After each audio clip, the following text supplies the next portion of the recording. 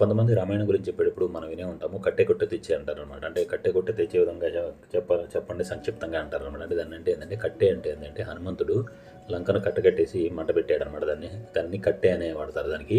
కొట్టె అంటే ఏంటంటే రాముడు రావణాసురుడిని కొట్టి వధించాడనమాట. దాన్ని కొట్టె అంటారనమాట. తెచ్చే అంటే ఏంటంటే రాముడు సీతమ్మను తిరిగి అయోధ్యకు తీసుకువచ్చాడు అనమాట. ఈ మూడింటిని సారాంశం రామాయణం అని చెప్పి సింపుల్గా చెప్తారు. ఇది సరే, ఇదొక విషయం. ఇంకోటి ఏంటంటే కొంతమంది ఏంటంటే రామాయణం అనేది ఎన్నిసార్లు విన్నా కానీ ఎన్నిసార్లు చెప్పినా కానీ కొత్తగానే ఉంటుంది అని చెప్పి అంటారు. అంతేకాకుండా ఒక రామాయణం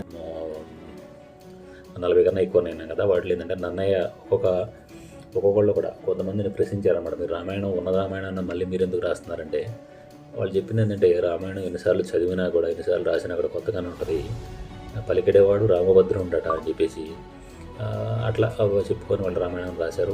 వాటికి పేర్లు రకరకాల పేర్లు పెట్టారనమాట. దానికి కొన్ని యాడ్ చేశారు, కొన్ని తీసేశారు.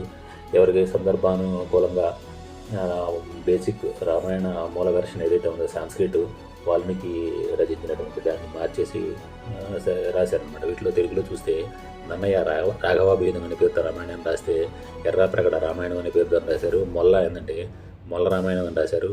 తర్వాత గడియారం వెంకట శేషాద్రి ఆయన శ్రీమదాంధ్ర రామాయణం అని చెప్పి రాశారు. తర్వాత జనమంచి శేషాద్రి శర్మ ఆంధ్ర వాల్మీకి రామాయణం అని రాశారు. ఇక అన్నిటికన్నా కూడా ప్రసిద్ధమైన రామాయణం అనేది ఉంది, అది శ్రీ రంగనాథ రామాయణం. గోన బుద్ధారెడ్డి రాశారు. ఇది ఇట్లా రకరకాల రామాయణాలని తెలుగు రాశారు. ఇక చూస్తే ఒక తెలుగే కాదు, మిగతా రకరకాల భాషల్లో కూడా రామాయణం అనేది అనువదించబడింది.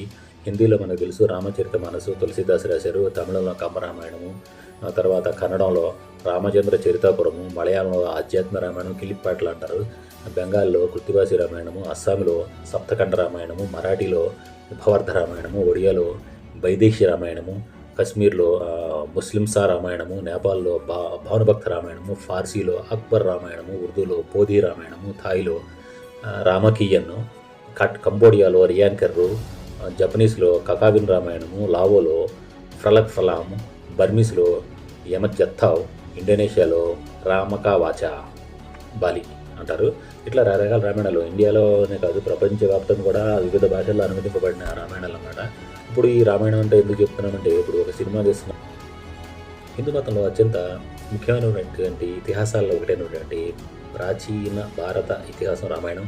దీని ఆధారంగా ఈ రామాయణం అనే భారతీయ ఇతిహాస చిత్రాన్ని తీస్తున్నారు. దీనికి నితీష్ తివారీ దర్శకత్వం వహిస్తుండగా శ్రీధర్ రాఘవన్ స్క్రీన్ ప్లే అయితే అందించారు. ఈ సినిమా 2 భాగాలుగా రాబోతుంది. ఈ చిత్రంలో రణవీర్ కపూర్ రాముడిగా, రవి దూబే లక్ష్మణుడిగా, సాయి పల్లవి సీతగా, సన్నీ డియోల్ హనుమంతుడిగా, యష్ రావణుడిగా ప్రధాన పాత్రలు అయితే పోషిస్తున్నారు. ఇతర నటీనటుల్లో అమితాబ్ బచ్చన్, అరుణ్ గావల్, లారా దత్తా, వివేక్ ఒబరాయ్, కాజల్ అగర్వాల్, రకుల్ ప్రీత్ సింగ్, కునాల్ కపూర్, షీన్ చద్దా, ఇందిరా కృష్ణన్, శోభన తదితరులు కూడా నటిస్తూ ఉన్నారు. ఈ చిత్రం యొక్క ఖర్చు దాదాపుగా 4,000 నుంచి 12,000 కోట్ల బడ్జెట్తో తీస్తున్నారని చెప్తున్నారు. ఇది ఇప్పటివరకు అత్యంత భారీ బడ్జెట్తో రూపొందించబడుతున్న భారతీయ చిత్రం. దీన్ని నవీన్ మల్హోత్రాకు చెందిన ప్రైమ్ ఫోకస్ స్టూడియోస్, యష్ చెందిన మాస్టర్ మైండ్ క్రియేషన్స్, చార్లెస్ రోవన్కి చెందిన అమెరికన్ స్టూడియోస్ అట్లాట్ ఎంటర్టైన్మెంట్ సంయుక్తంగా నిర్మిస్తున్నారు.